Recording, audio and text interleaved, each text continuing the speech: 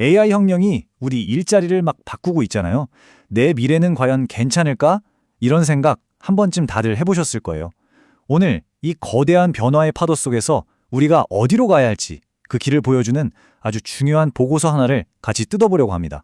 아마 지금 이 영상을 보시는 많은 분들이 마음속으로 계속 던지고 있는 질문일 텐데요. 기술 발전이 좀 막연하게 불안하기도 하지만 또 어떻게 보면 이게 엄청난 기회가 될 수도 있거든요. 이 보고서는 바로 그 지점을 아주 날카롭게 파고듭니다. 13.1%. 네, 이 숫자가 바로 보고서가 우리에게 보내는 강력한 경고 신호입니다. 우리나라 전체 일자리 10개 중에 하나 이상, 그러니까 무려 327만 개나 되는 일자리가 AI 같은 신기술 때문에 사라질 수 있다는 정말 충격적인 전망이죠. 그런데 이렇게 큰 위기 앞에서 우리는 얼마나 준비가 되어 있을까요? 이 그래프를 보면 현실이 딱 보입니다. 변화에 대비하기 위한 성인 직업훈련 이수율이 유럽은 평균 65%인데 우리는 고작 41%예요. 변화의 속도를 우리가 전혀 따라가지 못하고 있다는 뜻이죠. 자, 그럼 지금부터 이 보고서가 지적하는 핵심 문제들은 뭐고 또 어떤 해법을 내놓고 있는지 하나씩 차근차근 살펴보겠습니다. 우선 이 보고서가 왜 나왔는지 그 배경부터 좀 볼게요.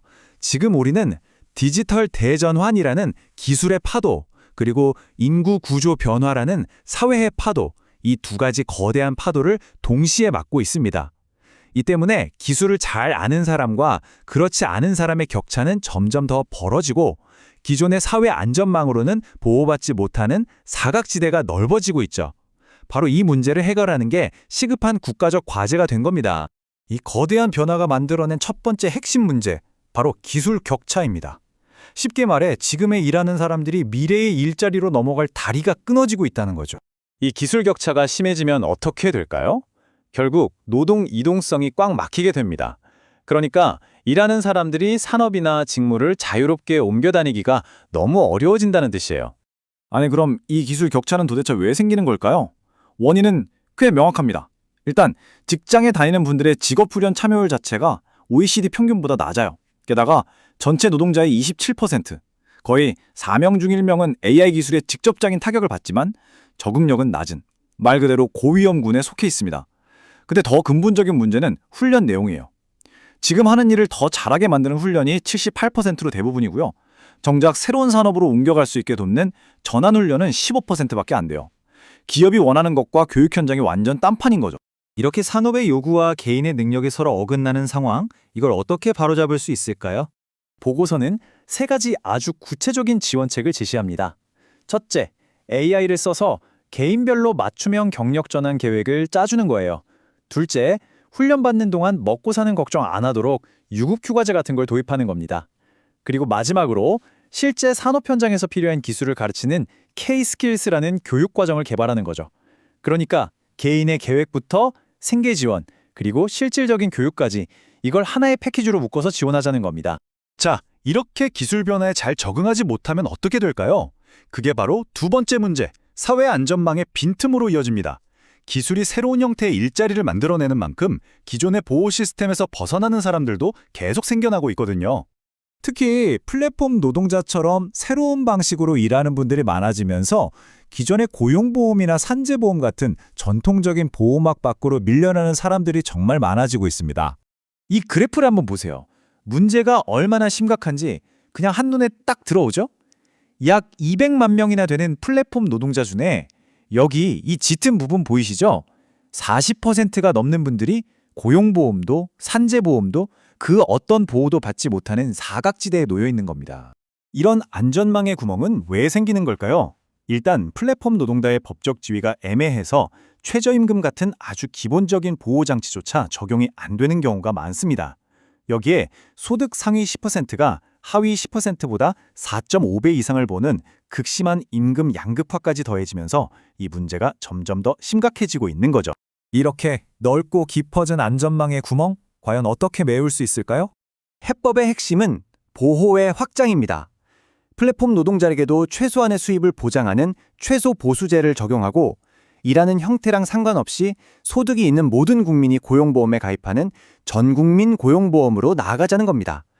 여기서 더 나아가 연금개혁처럼 사회 전체의 합의가 필요한 큰 논의도 시작해서 더 촘촘하고 튼튼한 안전망을 만들자는 거죠. 그런데 사실 기술 격차나 안전망 문제는 어제 오늘의 일이 아니잖아요.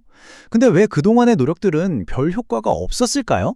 보고서는 그 근본적인 원인을 마지막 세 번째 문제, 바로 정책의 칸막이에서 찾고 있습니다. 이 슬라이드가 개혁의 핵심을 아주 잘 보여주는데요.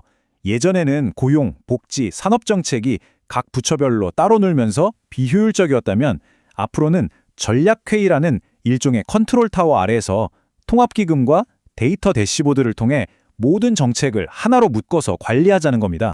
이 부처 간의 칸막이가 정말 심각한 비효율을 만들어내요. 예산은 여기저기서 중복으로 쓰이는데 정작 국민들이 느끼는 정책 만족도는 낮고요. 데이터도 다 흩어져 있으니 제대로 된 정책을 만들기도 어렵습니다. 예산 구조도 너무 뻣뻣해서 급변하는 상황에 빠르게 대응하기도 힘들죠. 한마디로 오른손이 하는 일을 왼손이 전혀 모르는 그런 상황인 거예요. 그렇다면 이 단단한 칸막이를 허물기 위한 구체적인 계획은 뭘까요? 핵심은 통합 거버넌스를 만드는 겁니다. 부처 간 정책을 조율할 강력한 컨트롤 타워, 즉 전략회의를 새로 만들고요. 여러 부처의 예산을 하나로 묶어서 통합 지원 패키지를 만들고 모든 데이터를 한눈에 볼 수 있는 통합 대시보드를 만들어서 정말 증거에 기반한 스마트한 정책을 만들자는 거죠. 이 모든 제안들이 그냥 멋진 아이디어로만 그치는 게 아니라 아주 구체적인 실행 계획을 담고 있다는 점, 이게 이 보고서의 가장 큰 장점이라고 할 수 있습니다. 이 로드맵을 보면 계획이 정말 구체적이에요. 당장 내년 10월부터 여러 부처가 함께하는 TF를 만들고 2026년에는 특별법을 만들고 데이터 대시보드도 시범 운영에 들어갑니다. 더 이상 말로만 하지 않겠다는 아주 강력한 의지가 느껴지는 부분이죠. 오늘 우리는 이 대전환의 시대에 한국의 노동시장이 나아갈 길을 담은 지도를 함께 살펴봤습니다. 정부와 사회 전체의 노력도 물론 중요하지만 결국 이 변화의 한가운데에는 우리 각자가 서 있습니다. 이 거대한 전환의 시대, 여러분은 미래를 위해 무엇을 어떻게 준비하시겠습니까?